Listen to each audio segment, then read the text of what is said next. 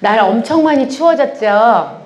예. 지금 옷 잘 껴입으셔야 될 것 같아요. 왜냐면 이제 계절이 아직은 그래도 가을이니까 가을 옷 입어야지 그러지 마시고 눈 왔대잖아요, 강원도에. 예, 그러니까 따뜻하게 입었다가 또 평년 기온을 대체하면 또 벗었다가 아니면 껴입었다가 이렇게 하지 않으면 지금 감기 환자 되게 많다 그러더라고요. 그러니까 옷 잘 챙겨 입으시기 바랍니다.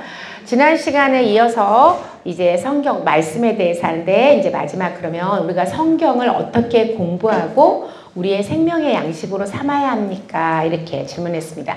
성경의 말씀이 너무나 중요하고 하나님의 성령의 감동으로 된 말씀인 것도 알았고 정말 1.1획도 틀림이 없이 역사해 주시는 하나님의 그런 말씀인 것도 우리가 깨달아 알았는데 그러면 이제 이 성경 공부를 하고 싶어 하는 욕구가 있단 말이죠. 교회 안에 신앙생활 하면서 알고 싶으니까. 그런데 잘못된 이 알고 싶은 의혹 때문에 잘못된 길로 가는 사람이 많았는데 예전에 이제 그런 것들이 뭐냐면 신천지가 했던 성경 공부 이런 게 많이 있었잖아요. 그래서 될 수 있으면 성경 공부를 하는 것도 좋거든요. 그런데 이제 교회 안에서 하는 성경 공부를 해라. 저희가 이렇게 권하는 이유가 있어요. 그리고 요즘에 사람들이 생각 없이 하는 게 뭐냐면 유튜브를 통한 성경 공부예요. 너무나 유튜브가 이렇게 퍼져 있으니까. 그런데 검증되지 않은 약간 신학적인 검증이 없는 말씀의 검증이 없는 이런 그런 것들을 우리가 검증되지 않는 그 유튜브를 듣다 보니까 이렇게 잘못된 길로 가는 분들도 되게 많아요. 최근에 제가 어제니까 월요일에 대화하면서 들은 얘기인데 최근에 이단으로 이렇게 확정된 데가 그게 뭐였더라? 최근에 이단으로 확정된 데가 무슨 성경책 갖고 하는 건데 무슨 성경이더라? 거기서 나오는 그 성경만 옳다고 하는 그 무슨 성경? 킹제임스.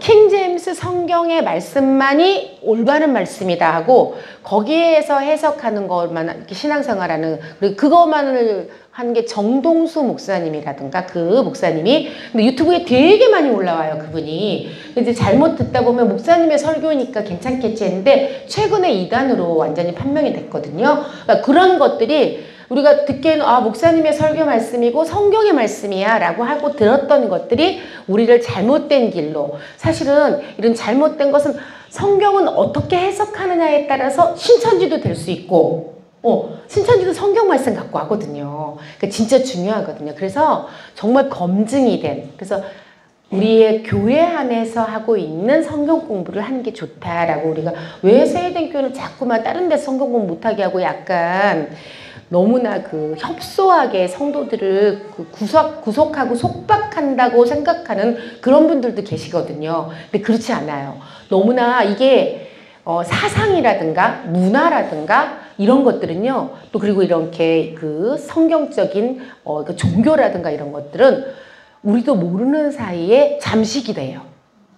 그래서 나도 모르는 사이에 나의 사고가 그쪽으로 흘러가게 되어 있거든요. 이런 것들을 조금 조심하게 하기 위해서 우리가 파수꾼의 역할을 하기 위해서 그렇게 하는 거거든요. 하나님 앞에 순수한 신앙생활을 잘할 수 있도록 하게 하기 위해서.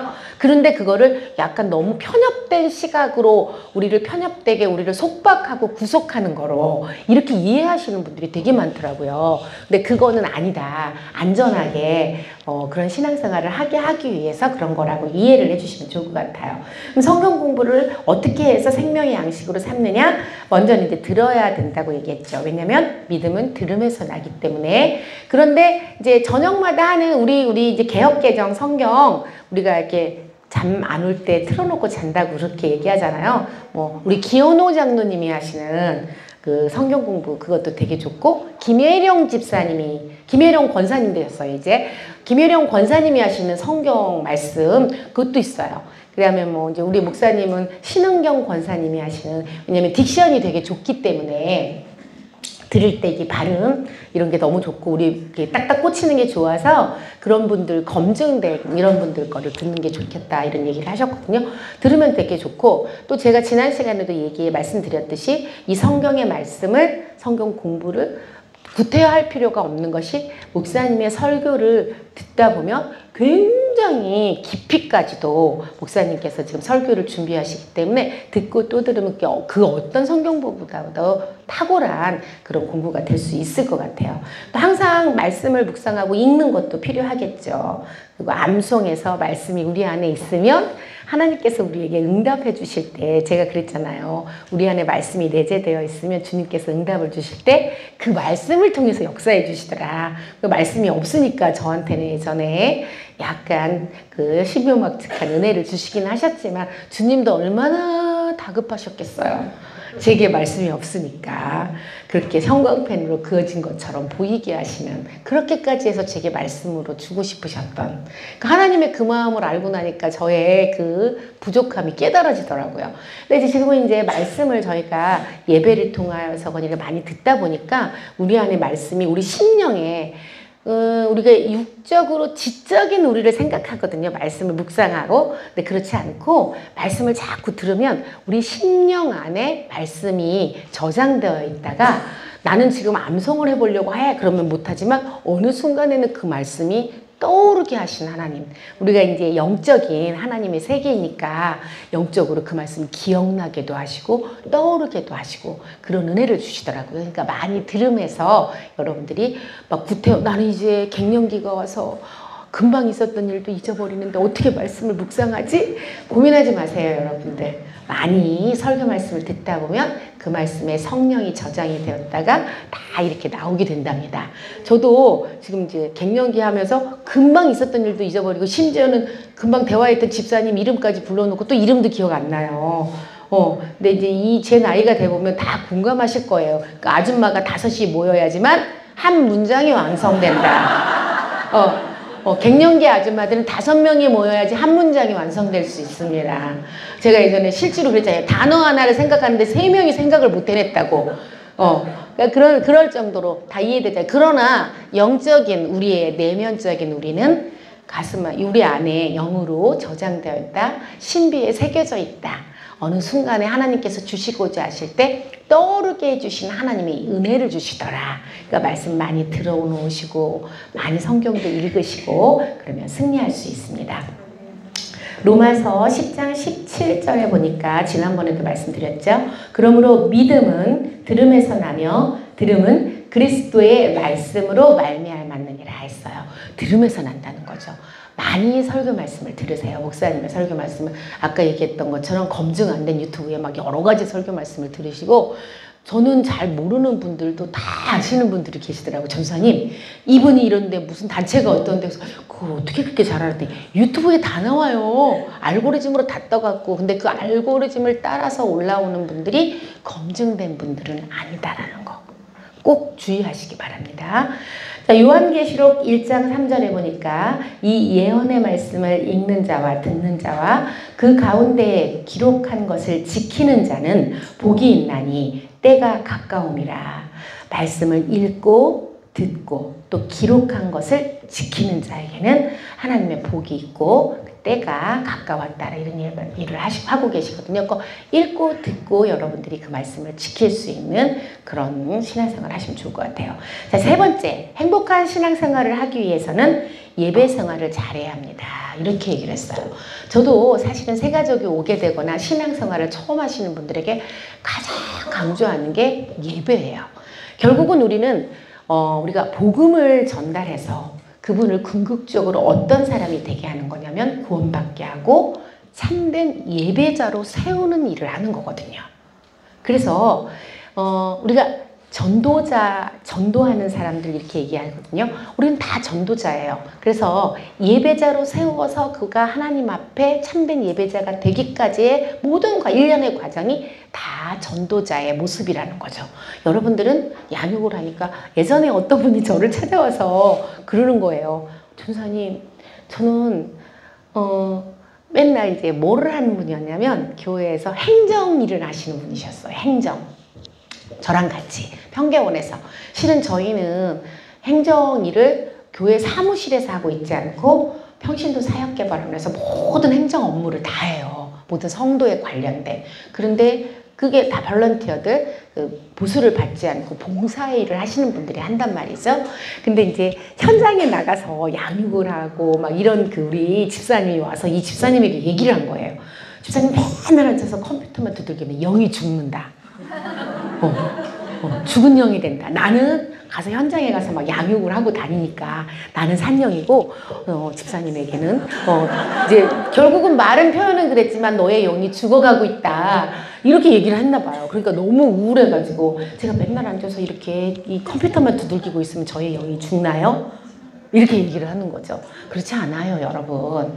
여러분이 뭐냐면 결국은 궁극적으로 예배를 드리지 않는다면 그 말이 맞겠죠. 영이 죽는 거.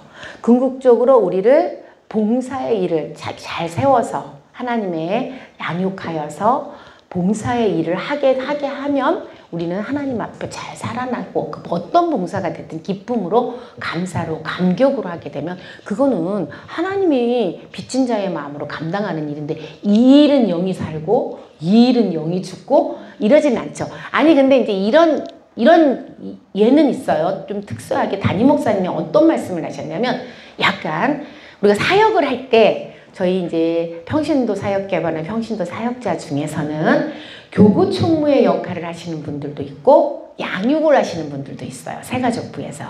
그런데 담임 목사님께서 어떤 얘기를 하셨냐면 교구 총무의 일만을 하다 보면 나도 모르게 선악을 따게 된다라는 얘기를 하셨어요.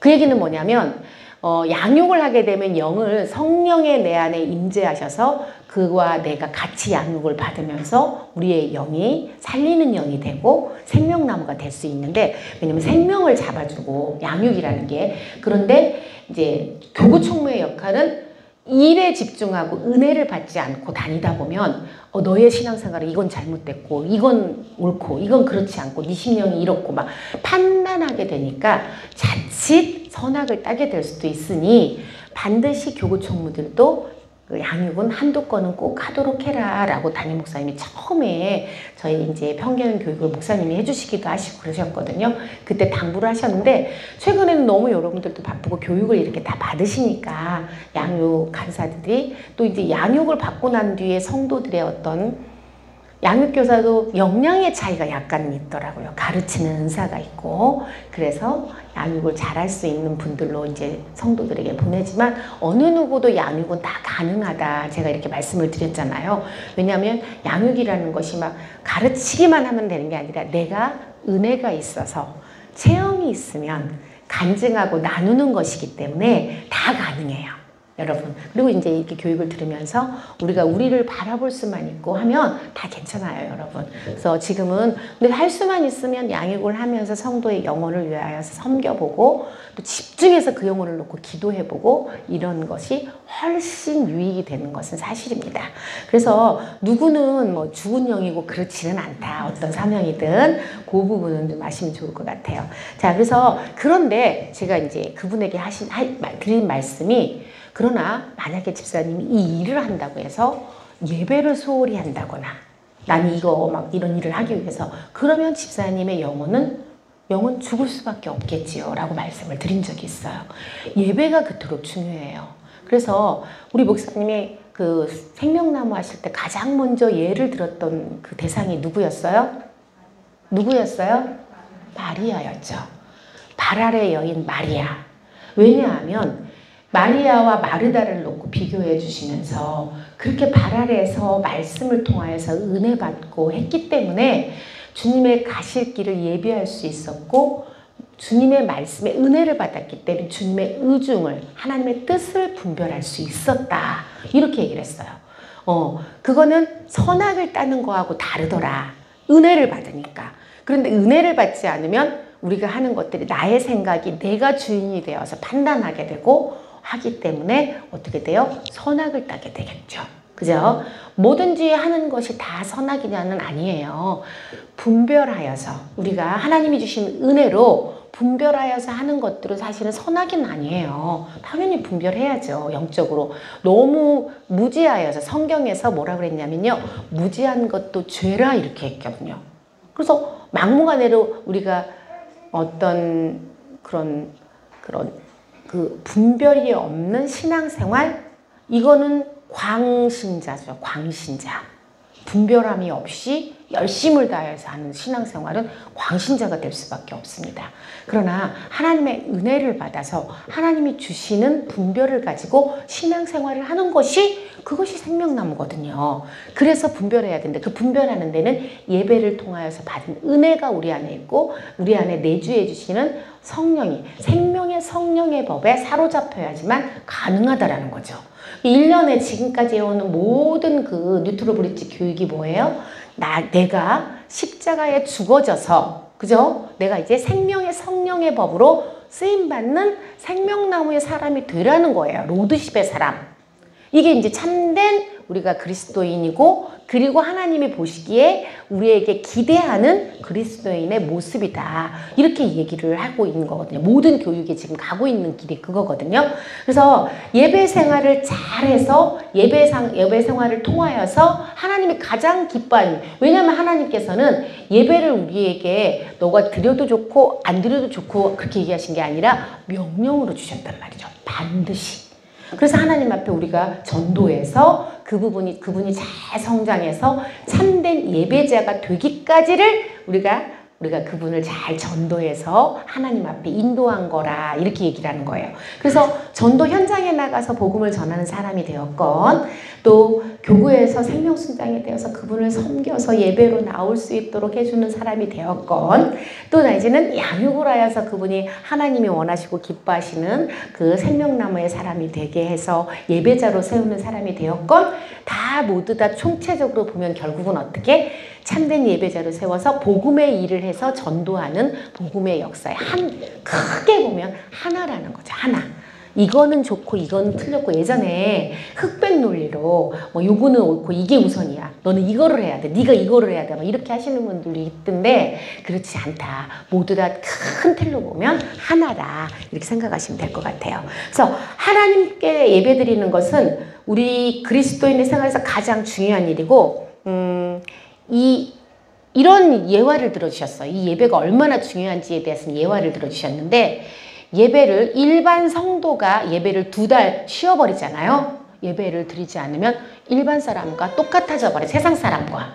아무리 성령 충만했다 하더라도 또 교역자일지라도 아니면 중직자일지라도 한 4개월을 예배를 쉬어버리잖아요. 그러면 세상 사람, 겉모습은 몰라요. 왜냐면 그동안 들었던 게 있기 때문에 입술의 말로는 하나님을 얘기하고 입술의 말로는 성경의 말씀을 줄줄줄 외우고 다 하죠. 그동안 습관적으로 드렸던 것이 있으니까. 그런데 중직자일지라도 4개월이면 세상 사람과 똑같아진다. 하나님이 보실 때 영적인 상태를 얘기하는 겁니다. 그러면 교육자는 6개월만 예배를 드리지 않으면 이 예배가 이렇게 중요하다라고 이야기를 했어요. 그래서 예배는 그래서 그리스도인의 가장 기본적인 본분입니다. 그래서 예배라는 게 무엇이기 때문에 그 이 본분일까?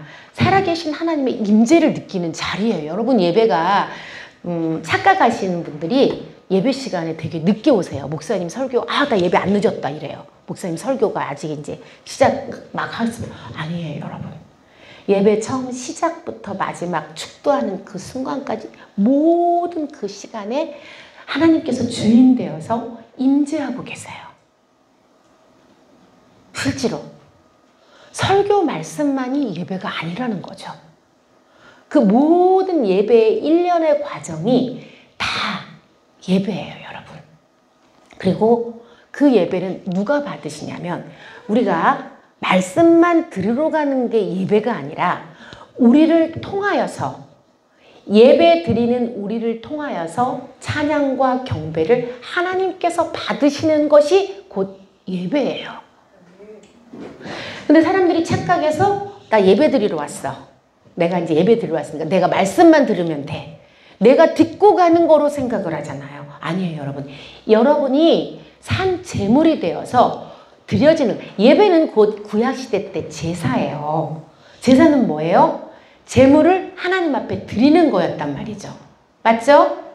피로써 드리는 제사였어요. 근데 지금은 어떻게 돼요? 여러분들이 제물이 되어서 하나님 앞에 매 예배 때마다 드려지는 것이 곧 예배예요. 그러니까 내가 목사님의 설교만 들으러 가는 곳이 아니라는 거죠. 그러니까 온전하게 여러분이 제물이 되어서 하나님 앞에 드려질 때 이것이 곧 신령과 진정으로 드리는 예배가 될 수 있다는 거죠. 아멘? 반쪽짜리 죽지, 내가 안 죽어서 왔다?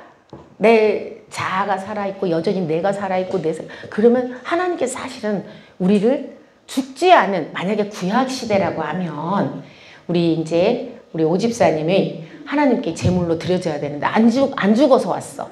그러면 주님께서 받으실 수 있을까요? 없을까요? 피제사를 드렸단 말이에요. 구약시대 때는 못 받으셔요. 내가 곧 예배를 못 드렸던 거나 마찬가지예요. 물론 이렇게 이제 확장 지을 수는 없지만 예를 든다면 내가 죽어지지 않아서 하나님 앞에 살아있는 내 자아와 아직 죽지 못한 것과 여전히 판단하는 내 모습과 내가 주인된 모습과 제물의 모습, 십자가를 통과해서 죽어지는 내 모습이 아니라면 사실은 우리 하나님 앞에 내가 제물로 드려지지 못했다는 거죠. 그러니까 신령과 진정으로 온전하게 주님 앞에 드려지려면 내가 완전하게 십자가를 통과해서 죽어지겨서 주님 앞에 드려질 때 하나님께서 나를 제물로 받으시고 이 예배가 참된 예배가 되고 참된 제사의 모습을 갖출 수 있게 되겠죠. 구약시대라면. 그죠? 여러분들이 그러니 예배 오실 때마다 매 예배 때마다 내가 죽어져야 되는 거죠. 내가 십자가를 통과해야 되겠죠. 내가 제물이 되어서 드려져야 되니까. 아멘? 이게 예배라는 것이죠. 그래서 진짜 우리의 이 죽어진 나의 제물을 받으시는 그 대상은 누구예요? 삼위일체 하나님이세요. 하나님. 그래서 누구 보기에가 아니라 정말 온전하게 내가 제물이 되어서 하나님께 드려지고 실제로 살아서 하나님은 어떤 분이세요? 살아계신 분이세요? 아니면 종교적인 하나님이세요? 살아계신 하나님이에요.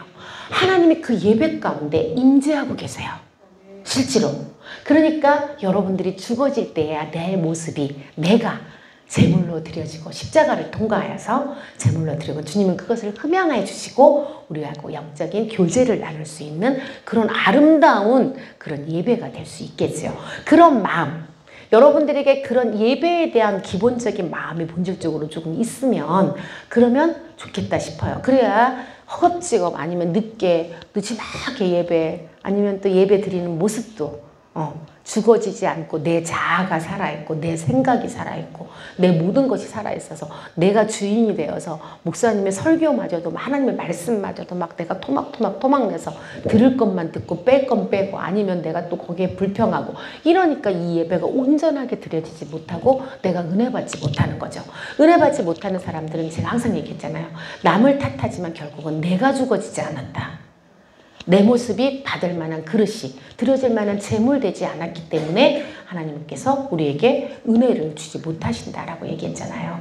그래서 요한복음 4장 24절에 보니까 하나님은 영이시니 예배하는 자가 영과 진리로 예배할지니라. 역대상 16장 29절에 보니까 여호와의 이름에 합당한 영광을 그에게 돌릴지어다. 제물을 들고 그 앞에 들어갈지어다. 아름답고 거룩한 것으로 여호와께 경배할지어다. 물론 제물은 우리가 드리는 예물도 되겠지만 아름답고 거룩한 것은 곧 누구예요? 나죠. 내가 십자가를 통과하여서 주님 앞에 드려질 때 주님께서는 나를 아름답고 거룩하게 받아주시겠죠. 그런 여러분들이 되셨으면 좋겠습니다. 어제 예배가 얼마나 중요하냐면 저는 이제 목회팀장의 역할, 평계원도 담당하고 있지만 목회팀장도 하고 있기 때문에 이렇게 이제 연말로 가게 되면 굉장히 고민이 많고 기도 제목이 많아요, 여러분. 이제 1년을 이게 총 평가하고 분석해서 내년도 사역은 어떤 방향을 가지고 가야 우리 새해전교회가 조금 더 부흥할 수 있고 어떤 사역으로 진행하고 해야 우리 목사님께서 정말 원하시고 하나님께서 원하시는 새해전교회로 갈 수 있을까에 대한 고민을 하게 되죠. 근데 그걸 분석하기 위해서 교구를 분석하다 보니 아무래도 우리가 이제 객관적인 데이터가 필요하잖아요. 그러다 보니까 교구마다 데이터가 있단 말이죠. 그러면 이제 이게 눈으로 보이는 데이터를 보면 교구의 어떤 순위가 보여요.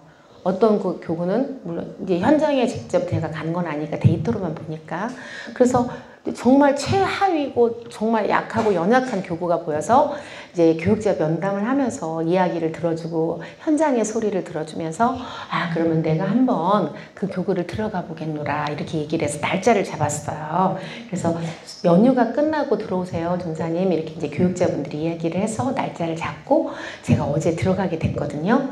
들어갈 때는 제가 너무 짐이 무거웠어요. 마음에 이 교구를 어떻게 해야 될까 이렇게 제가 생각할 때 이제 객관적인 데이터로 볼 때는 이전 사역자 때보다 지금 예배의 숫자가 이렇게 줄었는데 이 예배의 숫자를 무엇으로 회복을 시킬 것이며 전도는 어떻게 할 것이며 막 이런 그 숫자가 제 머릿속에 얼마나 많이 빙글빙글 돌면서 제가 막 들어갔겠어요. 그래서 지금 이제 간사님들 면담 기간이라서 또 간사님들 면담 일정을 줄이고 또 다행히 또 오전 일정이 있던 간사님과는 월요일 날 이제 미팅을 했고 면담을 하고 그래서 화요일 오전에 교구 모임을 들어갔거든요. 근데 이제 처음 인도하시는 이제 목사님이 그러는 거예요. 이효인 전사님 들어오니까 목사님 너무 떨리신다는 거예요. 그래서 제가 또 그랬죠. 저도 너무 떨려요. 이제 그랬거든요. 근데 우리 집사님들 우리도 떨려요. 막 이러더라고요. 그러니까 이제 그쪽 교구 전사님이 우리 원래 하던 대로 해. 막 이러시더라고요. 근데 진짜 너무 제가 은혜를 받았어요. 너무 놀라웠어요. 하나님의 성령의 역사하심과 임재가 우리 하나님은 정말 이런 하나님이시구나 제가 다시 느끼고 너무 많이 울었어요. 제가 목사님도 정말 많이 묵상하시 기도를 하고 준비를 많이 해가지고 오셨더라고요. 그거는 어떤 프로그램을 준비해 온 게 아니라 마음으로 중심이 준비를 진짜 많이 하신 거예요. 처음 찬양을 딱 인도하는데 벌써 제가 이 영적으로 딱 느껴지는 거예요.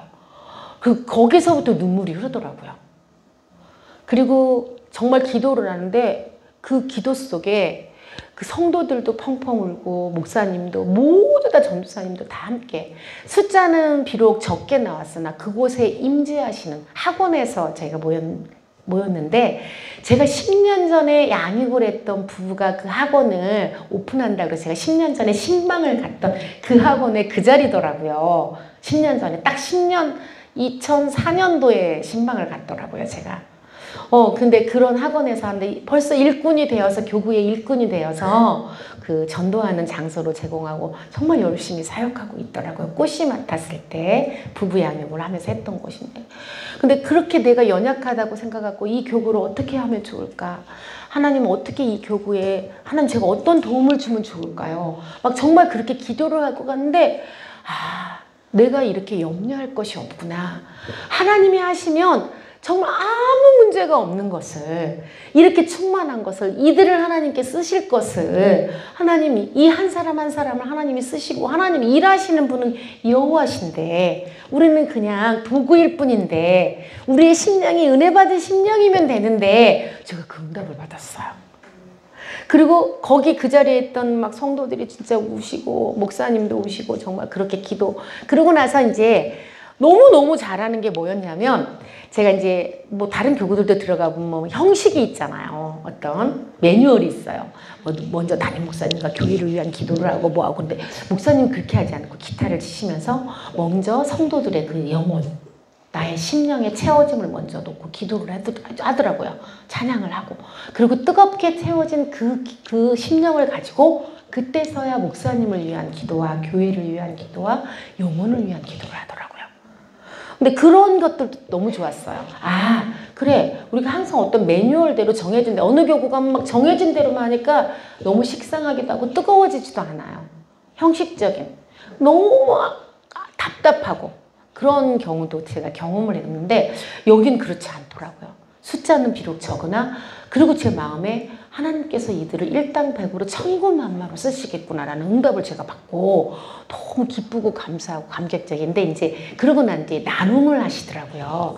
주일 말씀을 가지고 나눔을 하는데 진짜 또 놀라운 게 뭐냐면 여러분 제가 정말 간증을 해주고 싶을 정도로 시키지도 않았는데 제가 할게요. 제가 조금 많이 해도 되겠나요? 되나요? 시간 좀 많이 잡아도 되나요? 먼저 그렇게 하고 간증을 하는 거예요. 근데 눈물 없이는 들을 수 없는 또 생명나무에 대한 적용을 하는데 그분 입장에서는 선악을 딸 수밖에 없죠. 내가 호산나 성가대에서 트레이너로 늘 좀 도와달라면 항상 그걸 도와주고 그런 빈자리에서 아멘 아멘 하면서 순종하고 또 교관에서도 뭐 해주세요. 교회에서도 뭐 해주세요. 늘 아멘 했어. 마침내 공석이 생겼어. 에스더 성가대. 아 그럼 나도 좀 여기에 그 인터뷰라도 면접이라도 볼 수 있을까 기대를 했을 거 아니에요. 그런데 이제 그 내면에는 또 가정적으로 굉장히 어려움이 왔어요. 물질적으로. 그러니까 나도 좀 가게에 도움이 됐으면 좋겠다. 물질적으로 굉장히 지금 큰 돈도 필요하고 이런 상황이니까. 그래서 말씀을 드렸는데 이미 내정자가 있다고 한 거예요. 그러니까 자기 생각에는 아 그래 근데 누군지는 어렴풋이 알겠는데 나 그래도 면접이라도 봤으면 근데 그때는 너무 정중하게 이제 잘 얘기를 해주셨대요. 이런 상황이라고. 근데 밤에 누웠는데 눈물이 흐르면서 본인은 정말 그런 생각을 할 줄 몰랐대요. 근데 나 이제 새해된 교회 떠날까? 그런 생각이 들었대요. 근데 너무나 공감되고 이해됐어. 그렇잖아요, 여러분. 필요할 때는 늘 트레이너로 막 쓰면 아멘 아멘 하면서 자기는 다 순종하는 사람인데 마침내 공석이 생겼는데 근데 다행인 건 자기가 그 안에서도 그래 생각하더라. 그래도 또 외부에서 데리고 오는 게 아니라 우리 교회 안에서 한 건 또 그래도 또 이해가 되더래. 딱 외부에서 데렸으면 더 큰 시험이 들었겠더래. 그 안에서도 작은 생명나무 잡았더라고요. 그런데 그렇게 생각하는 자기. 근데 우리도 이해는 되잖아요. 근데 뭘로도 치유가 안 되고 회복이 안 되는데 진짜 예배가 얼마나 큰 축복인지 새해된 교회 자기는 그런 생각을 자기가 했다는 것 자체도 너무 놀라운데 새해된 교회를 떠날까? 이 생각. 근데 설교 말씀을 주일날 목사님의 설교 말씀을 듣는데 정말 눈물이 속에서부터 흐르면서 다 해결이 되면서 내가 왜 그런 것을 생각했을까? 내 일생에 새해된 교회를 떠나겠다는 생각을 왜 했을까? 이런 생각이 들어서 눈물을 펑펑 흘리면서 생명을 다시 잡았다고 하면서 알고 보니까 이제 내정되신 분이 자기 교구고 자기 순원이었더라고요. 또 자기 새끼가 된 거죠. 그러니까 생명이 잡아지고 생명나무는 나중에 보면 그런데 또 그렇지 않고 시험이 들 때는 또 그것도 시험거리잖아요, 여러분. 충분히 이해가 됐어요. 그 눈물로 간증을 하더라고요. 근데 예배가 그렇게 너무나 중요하다는 거예요. 예배 한 번에 자기 모든 것이 회복이 돼버리더래요. 정말로. 뭐라고 담임 목사님이 나의 상황을 알지도 못하고 나의 이 억울함도 알지도 못하는데 그냥 예배 한 번, 주일날 생명나무 예배를 딱 드리는데 나의 모든 마음을 아시는 하나님. 내가 무슨 말도 안 되는 이런 생각을 했을까 하는 그런 마음이 들면서 눈물을 흘리면서 그런 간증을 하고 거기 계신 분들이 제가 할게요 다 너무 신기했어. 짜고 치는 고스톱다. 이상하다. 그런데 너무나 생명을 잡는 그 예화들이 그들이 적용이 마음에 와닿았어요. 그거는 영상 간증을 그들이 그 발표하신 분 5분들이 다 그 영상 간증을 하시면 너무 좋겠다 싶을 정도로 적용이 너무 좋아요. 그만큼 우리는 매 순간 삶에서 선악을 따고 있다라는 거죠, 여러분. 그쵸? 근데 그 예배 한 번으로 그 모든 것이 회복되고 눈물을 흘리고 나의 심령이 회복이 되는 그런 역사가 일어나더라. 이런 얘기를 하더라고요. 오늘 전도사님이 오신 거예요. 전도사님. 그러면서 제가 이제 그날 얘기를 했죠. 집사님. 하나님께서 집사님의 이 생명나무를 잡는 걸 보시고 페이를 받는 직업이 아니고 주님 앞에 그냥 쓰임받는 무보수일지라도 하나님이 응답해 주시면 채워주실 거 아니겠느냐. 집사님의 그 부족한 부분을 채워주시면 그것이 응답이 아니겠느냐 했는데 알고 보니까 진짜 집에 돈이 많이 필요한데 남편이 돈을 마련해서 와가지고 이거 가지고 자기 이제 친정 쪽에 큰 일이 터졌다고 그러더라고요. 알고 보니까. 근데 이거 가져가서 아버님 도움 될 수 있도록 해드려라. 그리고 안 되면 우리 전세로 돌리면 되지 않겠냐고 남편의 입술을 통해서. 어떻게 그런 일이 있겠어요. 처갓집 그리고 당신 아버지가 내 아버지지. 이런 고백까지 듣게 하셨대요. 하나님의 생명의 역사는 너무나 그러니 또 얼마나 더 미안하겠어요. 본인이 남편에게. 우리 남편 이렇게 힘들게 해가지고 뭐 집을 빼서라도 친정을 도와주자고 하는 그 남편. 근데 그 고백을 받으니까 자기가 더 도움을 주고 싶어. 그런데 하나님께 이분이 평소에 늘 아멘과 순종을 했기 때문에 남편이 그런 동역자가 되게 한 거지. 요즘 부부가 살면서도 자기 수입도 공개하지 않아요, 여러분. 동일한 금액의 생활비를 내서 같이 공동의 생활비를 쓰지. 요즘 사람들, 요즘 이분들이 되게 젊은 부부니까 요즘 조금 꽃이라든가 이런 분들 보면 자기가 각자 번 거 얼마 내서 남편의, 그리고 심지어 남편이 얼마 받는지도 모르는 집사님들도 정말 많아요. 주는 것만큼밖에 못 써요. 실제로 직장 생활을 안 해도. 또 각자 직장 생활을 한다면 너 얼마 나 얼마 공동 통장에 넣고 공동 생활비, 그리고 친정 도와줄 때, 시댁 도와줄 때 이렇게 하지. 우리 자기가 다 돈 끌어모아서 2천만 원을 가지고 오면서 친정에 일단 하고, 안 되면 집이라도 빼서 네 아버지가 내 아버지지라고 그런 고백을 어떻게 듣게 하겠어요. 그래도 이 사람이, 이 집사님이 평소에 그렇게 아멘 아멘 뭐만 해도 아멘. 애기 엄마였는데 애기 나가고 이제 돌쟁이 애기 엄마가 전도 총총 뭘 하라니까 또 아멘. 또 교회에서 뭘 하라고 하면 아멘. 늘 아멘을 하는 집사님이었는데, 그런 아멘 하던 집사님도 어떤 상황이 닥치니까 나 세대등교 떠날까? 이런 생각이 들더라고요. 제가 그런 생각을 했더라고요. 막 이러면서 막 얘기하면서 제가 그런 생각을 했어요. 막 이러면서 막 우는 거예요. 그게 너무 귀엽기도 하고 너무 감사하기도 하고. 그런데 그렇게 생명으로 살았던 분이니까 하나님이 말씀을 통해서, 예배를 통해서 단번에 치유하시고, 그랬더니 이제 오늘 전사님이 와서 얘기를 하는데, 그렇게 은혜 받고 나갔더니 세상에 사람들이, 여기는요, 전사님 그래요. 여기는요, 거리가 멀다고 안 오고요. 여기는 만나도 왜 안 오고 해서, 네, 전사님, 그래도 하나님이 하시면 할 거예요. 예비된 영혼 만날 만한 자를 만나게 하실 거예요. 이제 그랬더니, 아멘! 그러고 이제 나가셨거든요, 어제. 근데 어제 사람들도 너무 많이 만나고, 번호도 많이 따고, 뭐 두 분은 오시기로 하고, 어제 간증했던 집사님이, 전사님 이상해요. 사람들이 번호를 다 줘요. 너무 신기해요. 막 이런, 진짜 생명의 역사죠. 그래서 제가 느낀 건 뭐였냐면, 아 그래, 하나님이 이렇게 어려우니까 이쪽 지역은 안 되고, 이런 상태니까 우리 교구는 안 되고는 없고, 하나님의 역사는 어느 곳에서든 여전히 역사하시고 능력으로 하시는데, 우리가 준비되지 않아서, 우리의 마음이, 심령이 준비되지 않아서. 아 그래서 제가 오늘 교구 교육자 모임 때 그랬어요. 우리가 더 잘해야 되겠더라. 우리 교육자들이 더 은혜 받아야 되겠더라. 더 성령 충만해야 되겠더라. 그러면 우리 성도님들은 그냥 그 자리에서 은혜 받으면서 눈물을 펑펑 흘리고 하나님 앞에 그렇게 쓰임받을 수 있는 성도들인데, 우리가 정말 잘해야 되겠더라. 이런 얘기를 제가 이제 우리 아침 교회 기도 모임을 하거든요. 아침에 그런 얘기를 했습니다. 하나님은 그런 분이시더라고요. 그래서 제가 정말 바위만한 짐을 지고 갔는데, 저도 역시나 아 인간적인 생각을 했었구나. 하나님의 은혜로는 못할 것이 없는데, 아 이쪽 교구에 내가 어떻게 해야 할까 고민했었는데, 사실은 성령님께서 함께 하시면 이런 기적을 보여주시는데, 이런 은혜가 있는데, 우리 하나님, 내가 걱정할 것이 아니라 정말 기도해야 되겠다. 우리 성도님들이 은혜 받도록 해야 되겠다. 이런 생각을 했습니다. 그러면서 제가 느낀 게, 예배를 통하여서 그렇게 그분의 입장에서는 큰 돈도 필요하고, 내가 그동안 이렇게 충성했는데 나에게는 기회도 주지 않고, 내 순원에게, 내가 가르쳤던 순원에게 기회가 갔구나. 나중에는 생명을 잡았으니까 너무 감사하다. 내 순원이어서 감사하다. 우리 교부여서 감사하다 했지만, 그전에는 그것마저도 다 선악과 꼴이잖아요, 여러분. 그쵸? 충분히 이해가 되잖아요. 그 내면을 제가 알지 못하고 그 돈이 필요한 너무나 급한 상황. 너무나 다급하고 절박한, 집을 돌려서 이렇게 해야 될 정도로 절박한 상황이니까 얼마나 그런 마음이 들었겠어요. 그런데 그것마저도 예배 한 번으로 모든 것이 회복이 되더라면서 진짜 눈물을 정말 펑펑 흘리더라고요.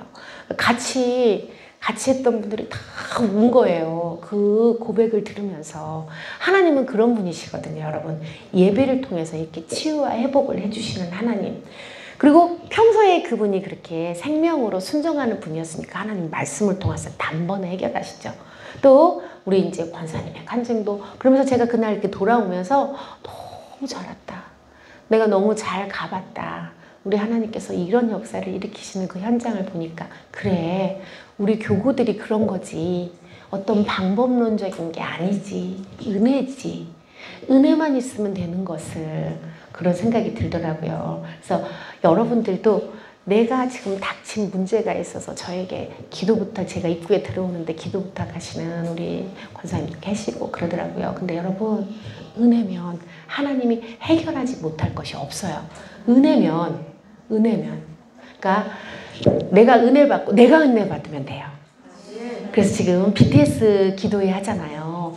그리고 지금 우리 목사님도 오전 예배 때 말씀하셨잖아요. 이 성전이 도피성이 되어오고 우리의 삶이 힘들고 어렵고 우리가 피하지 못한, 피치 못하게 내가 의도하지 않아서 큰 죄악 가운데 난처한 상황에 처했어도 하나님께서는 도피성을 둬서 우리를 피하게 하시는 하나님이신데 하나님께서는 당연히 피할 바를 주시고 예비해 주신 놀라운 역사를 주실 거 아니에요. 아멘? 목사님이 오늘 설교 말씀이 그거잖아요. 오전 예배 설교 말씀이 우리 하나님이 이런 분이시다. 피치 못하게 사람을 죽이기까지 하는 죄를 범할지라도 우리 하나님은 우리 피할 바를 준비해 놓으신 하나님이시다. 그러니 하나님께 매달려라. 하나님께 피하여라. 성전으로 붙들고 성전을 매달려라. 이 말씀이잖아요. 그러니까 어떤 남자분이 우리 목사님 말씀이 너무 은혜가 됐나 봐요. 몰래 눈을 닫고, 저는 모르는 남자분인데 우시는 거예요. 그러면서 눈물을 계속 닦고 계시는 어떤 남자 집사님을 봤어요. 제가 그분을. 그러니까 너무 공감이 되니까 그런 거잖아요. 삶에서 우리가 정말 이거는 피할 수 없는, 내가 안 하고 싶고 도달하고 싶지 않은 곳에 왔으나 그럼에도 불구하고 하나님께서는 도피성을, 우리의 도피처를 준비해 놓으셨고 생명으로 우리의 생명을 살려주시기 위해서 예비된 곳이 있다는 것이거든요. 여러분들이 그걸 붙드시면 하나님께서 은혜를 주실 것이고, 지금 BTS 기도회든 그리고 성경의 좀 예배의 말씀이든 하나님께서 정말 특별하게 준비하신 세된 교회에 하나님께서 주신 놀라운 기회인 것 같아요. 목사님이 주일에 설교하셨잖아요. 내가 이렇게 지치고 힘들어서 하나님께 구했을 때 옆에 있는 사람들은 다 병원에 가라 아니면 쉬어라 할 때 우리 목사님이 당뇨기 때문에, 저도 당뇨니까 알아요, 여러분. 금식을 한다는 것은, 당뇨 환자가 금식을 한다는 것은 정말 죽으려고 작정한 거예요. 왜냐하면 저혈당이 오면 쇼크가 오는 거 알죠? 쇼크가 오면요, 연세가 좀 드신 분들은 뇌세포가 죽어버려요. 치매가 바로 와요. 그러니까 어르신들이, 혼자 계신 어르신들이 식사 안 하시는데 약을 습관적으로 드시는 분들이 그걸 방지하기 위해서 꼭 보호자를 붙여놔요, 여러분. 그건 뭐냐면 혹시라도 식사도 못 하시면서 습관적으로 약을 드셔버릴까봐. 그러면 쇼크가 오면서 치매가 바로 와버리거든요. 뇌세포가 죽어버려요. 그러니까 당뇨 환자가 금식을 한다는 것은 정말 생명을 건 거거든요. 선풍기 좀 주세요. 그러니까 저도 그걸 알기 때문에 우리 목사님께서 당뇨임에도 불구하고 이 3일 동안 금식을 결정하셨다는 것은, 결단하셨다는 것은 생명을 걸고 지금 목사님께서 지금 준비하신 금식이었단 말이죠. 그렇게 3일째 기도할 때 하나님께서 어떤 응답을 주셨다고 했어요? 피투성이라도 남아있으라는 응답을 주셨는데, 그렇게 해서 준비된, 그리고 나서 묵상하면서 준비된 말씀이 어게인 생명나무였다. 그냥 우리에게 온 게 아니에요. 목사님의 이 모든 생명을 걸면서 준비하게 한 그런 말씀이라는 것이죠. 그러니까 우리에게 세대교회에 지금 현재 이 말씀이 필요하기에 목사님이 생명을 걸고 기도함을 통하여서 이 일을 이루게 하시려고 이 어게인 생명나무를 준비하신 거죠. 그런데 사모하는 자들에게는 하나님께서 어떻게 하신다고요? 부어주시고 응답해 주시고, 거기에 맞춰서 저희가 이제 기도회를 많이 준비를 그동안에 했어요. 그리고 저도 요청을 하고 하다가, 그러면 가장 우리가 뜨겁게 기도해야 되는데 가장 할 수 있는 게 뭘까? 그래서 우리가 아울 정보를 통해서 함께하는, 원래 기도하는 이 기관이니까, 그래서 우리가 팀정회의를 3주 동안인가 4주 동안을 하면서 준비한 게 지금 현재 하고 있는 BTS4 기도회예요. 그래서 지금 하나님의 말씀과 기도가 한꺼번에 준비된, 정말 우리 세해den교회 제2의 그 도약하기 위한, 비상하기 위한, 부흥을 위한 특별한 하나님의 때가 아닌가 이런 생각을 해요. 제가 첫날 월요일날 BTS 기도회를 갔는데 진짜 주일날 말씀을 통해서 제가 지금 말씀들을 통해서 성도들을 다 준비를 시키셨잖아요, 하나님께서. 그러고 나서 딱 비전호를 들어가는데 정말 하나님께서 운행하시는 그런 놀라운 것들을 경험을 했어요. 그리고 응답을 주시는데 이건 저의 개인적인 응답입니다, 여러분. 그러나 이거는 하나님의 응답이기 때문에 여러분들도 아멘하고 사모한 똑같은 감동을 주시고 응답을 주실 것이기 때문에 제가 함께 공유하는 겁니다. 제가 그동안에 기도하면서 어떤 기도를 했었냐면, 하나님, 우리가 언약의 자녀고 우리가 언약의 성도들이고 그쵸? 그런 사람들인데 그날 제게 주신 응답은 언약의 성취자가 되게 하시겠다는 응답이었어요.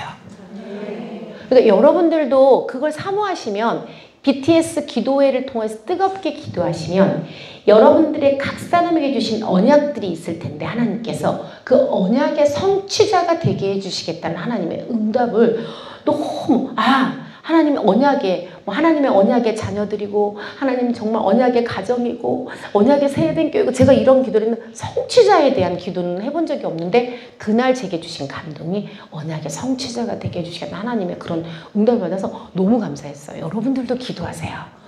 이 BTS 기도회를 통해서 세대된 교회도 한국교회도 그리고 한국교회가 진짜 이게 돌아가는 시기가 멈춰버렸다고 생각하고 트렌드가 세상의 트렌드는 어떻고 뭐는 어떻고 막 많은 말들을 했어요.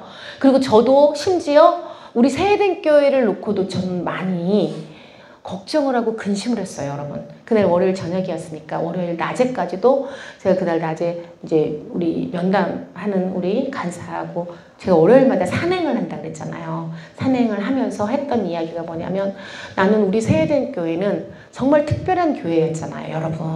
맞죠? 너무나 사명이 그래서 담임 목사님께서 어떤 말씀을 하셨냐면 나는 다른 교회 전도사들하고 우리 교회 집사님들하고 절대 바꾸지 않겠다.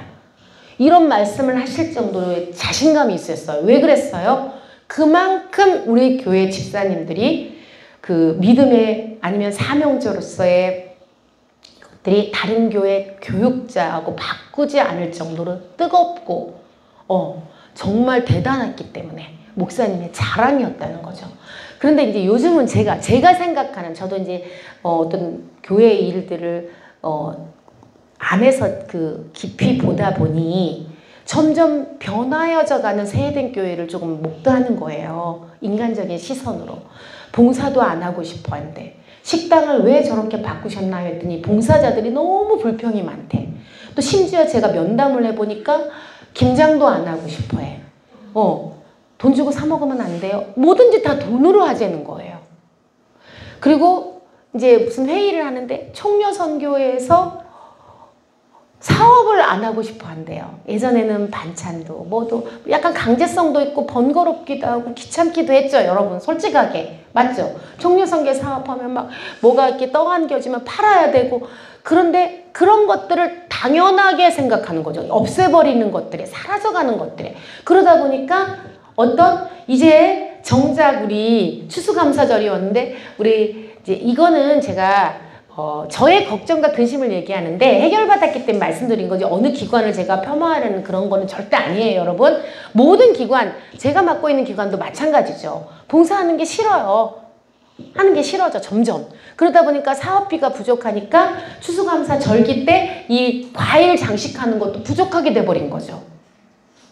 그런 가장 큰 사업이었는데 이거를 위해서 그동안에 김장 반찬도 해서 팔고 떡도 팔고 뭐도 하고 뭐도 해서 이 추수감사주일날 하나님께 주신 모습이죠. 어쨌든 이게 어떤 이벤트 보여지는 모습이긴 하지만 상징적인 거잖아요. 우리가 농사 짓는 농경시대는 아니지만 물론 다 나가서 지금 상업 현장에서 다른 각자 일을 하고 돈을 벌죠. 옛날처럼 농사를 짓는 건 아니지만 이런 것들을 통해서 우리가 추수감사주일 절기를 통해서 하나님께서 우리에게 주신 사실은 우리는 매월 추수를 하는 거나 마찬가지예요. 우리가 그 수입을 얻어 드린다라는 게 예전에는 반년에 농사를 해서 맥주감사 추수를 해서 보리 농사를 지어서 맥주감사 주의를 하고 또 1년에 농사를 져서 가을철에 추수감사 절기를 하는 거 그 모습을 보이는 것일 뿐이지 실제적으로 우리의 모든 소득 이런 것들이 추수하는 것들이 감사하는 그런 거잖아요. 추수감사주일이.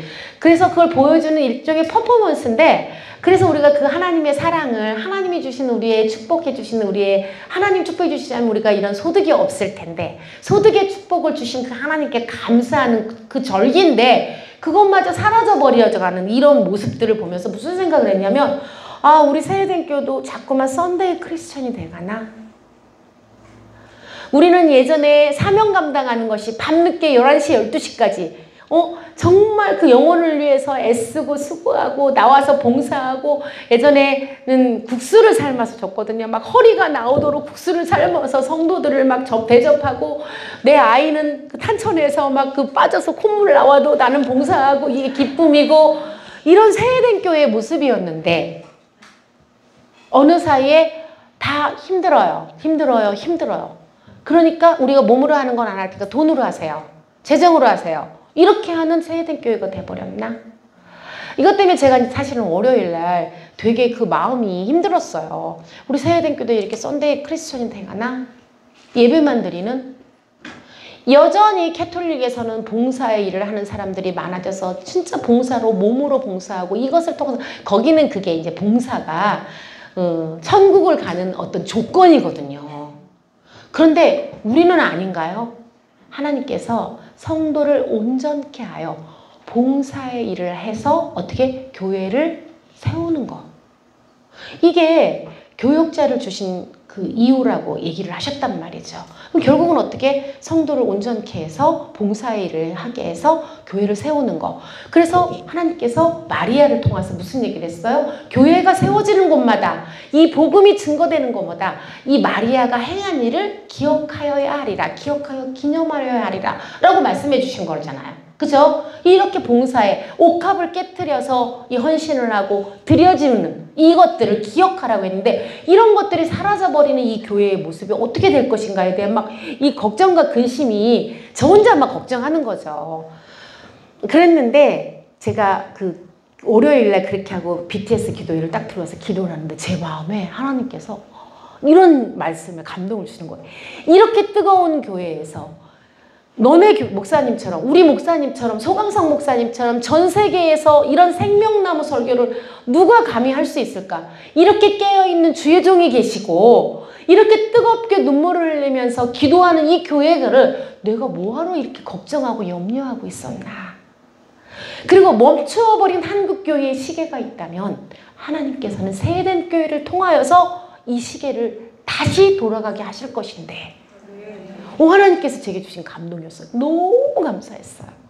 그래서 정말 그 기도에서, 기도가 끝나고 너무 감사해서 펑펑 울었어요. 하나님, 맞아요. 세상적으로 제가 근심하고 걱정하고 염려하고, 하나님 우리 교회 어떻게 해요? 왜 이렇게 자꾸 썬데이 크리스천처럼 사람들이 하나님 앞에 봉사를 싫어하고 드려지는 걸 싫어하고 그냥 세상 사람들처럼 나만 위하고 내 가정만 위하고 내 자식만 위하고 세상의 이기적인 모습으로 살아가는 게 당연하다고 생각하는 게 우리 세대den교회도 정말 그렇게 되어가나요? 교육자들마저 다 포기해버리고 안 돼요, 안 돼요. 청년선교회도 안 돼요. 권사회도 안 돼요. 뭐도 안 돼요. 아, 그런 데가 돼버렸나? 그것 때문에 염려하고 걱정하던 제게 하나님께서 그렇게 응답을 하시는 거예요. 걱정하지 말아라. 너네 교회, 우리 교회는, 세대den교회는 목사님이 아직 살아계시고 목사님이 이런 생명의 말씀을 선포하실 수 있는, 누구도 할 수 없는 이런 생명의 설교를 하고 계시고, 이렇게 깨어서 성도들이 뜨겁게 눈물로 기도하는 교회인데 무엇을 염려하느냐? 그 응답을 하셔서, 그리고 멈추어버린 한국교회의 시계조차도 세대den교회를 통해서 돌아가게 하시겠다는 그런 하나님의 응답, 그리고 모두 다 언약의 성취자들이 되게 해야겠다는 하나님의 응답을 받아서 너무 감사했어요. 정말 감사하고 감격해서 내가 정말 걱정하고 근심했던 교구를 들어가 봤더니 또 역시나 하나님께서 나는 이런 하나님이다. 너는 걱정하고 근심하지만 내가 함께하면 그 어려운 교구도 내가 함께하면 모든 것을 다 이루어주시라는 하나님의 응답. 그랬더니 또 오늘 와서 그 전사님, 우리 전사님 이렇게 만났어요. 하나님이 이런 역사를 보여주셨어요. 이런 모습들. 하나님 앞에 우리가 이렇게 예배를 통하여서 회복된 은혜를 가지고 살아가면, 하나님이 제게 주신 감동일 때 너 걱정하지 마. 이런 예배가 없고 이런 말씀이 없고 이렇게 뜨겁게 기도하는 교회가 있고 그런데 뭘 염려하느냐. 여러분들도 걱정이 있고 근심이 있고 가정에 문제들이 있잖아요. 없지 않아요. 그러니까 하나님이 도피성을 준비하시고 하나님께서 예비하시는 거잖아요. 그죠? 여러분들의 도피성은 새해된 교회입니다. 여러분들이 새해된 교회를 통하여서 또 새해된 교회의 말씀을 통하여서 예배를 통하여서 하나님께서 응답하시고 회복시켜 주실 것이기 때문에 하나님께서 준비시키셨고 멈춰버린 한국교회 시계조차도 돌리시겠다고 응답하셨습니다. 여러분들이 예배를 통하여서 기도를 통하여서 모두 다 언약의 성취자들이 되시기를 바랍니다. 아멘. 저도 기도할 거예요. 여러분들이 응답받으시기를. 그래서 제가 그 교구 들어가서 진짜 간절히 기도했어요. 하나님, 이 교구에 하나님의 축복의 소식들이 들려주게 하세요. 이들이 각 사람들마다 응답이 쏟아지게 하세요. 똑같아요. 1교구서부터 28교구까지 여기 계신 모두 다 그런 언약의 성취자들로 예배를 통해서 회복된 심령들로 생명을 붙잡고 그런 여러분들이 되시기 바랍니다. 아멘. 여기까지 하겠습니다. 기도하겠습니다. 하나님 감사합니다. 이렇게 좋은 교회, 이렇게 하나님께서 쓰시겠다고 약속하신 축복의 교회, 하나님이 예비하신 도피성과 같은 교회를 우리 하나님께서 허락해 주심을 감사를 드립니다. 하나님, 누구도 할 수 없는 하나님 그런 설교를 하나님 우리가 매주에 사랑하는 목사님을 통하여서 정말 핏투성이라도 남아있으라 생명을 걸고 말씀을 묵상하고 준비하시면서 선포하시는 말씀을 듣고 우리가 살아갈 수 있게 하시니 감사를 드립니다. 하나님, 우리가 회복된 심령으로 생명나무의 사람이 되어서 뜨겁게 기도할 때 우리 각 가정들마다 하나님 축복의 역사가 쏟아지게 하시고 언약의 성취자들이 쏟아지게 하시고 하나님의 특별한 간증의 역사가 주님 앞에 영광 돌려드릴 수 있는 그런 아버지 모두가 되게 하여 주시옵소서. 하나님께서 새해된 교회에 새롭게 기회를 주시고자 놀라운 역사를 일으키고자 하나님께서 모든 일들을 기획하신 줄로 믿습니다. 하나님, 우리가 주인공이 되게 하여 주시옵소서. 우리가 축복의 모델이 되게 하여 주시옵소서. 우리가 생명나무의 사람들이 되게 하여 주시옵소서. 생명 열매의 간증자들이 되게 하여 주시옵소서. 하나님, 정말 축복하여 주시옵소서. 하나님, 이 자리에 계신 모든 우리 평신도 사역자님들이 하나님 그 축복의 주인공이 되게 하시고 언약의 성취자들이 되게 하시고 한국교회에 멈춰버린 시간을 돌릴 수 있는 시간을 돌리는 아버지 그런 능력자들이요 사명자들이 되게 하여 주시옵소서. 그렇게 사용하여 주시고 예배를 통하여서 회복을 주시며 은혜를 주신 우리 주 예수 그리스도 이름 받들어 감사하며 기도드렸습니다. 아멘. 아멘. 수고하셨습니다.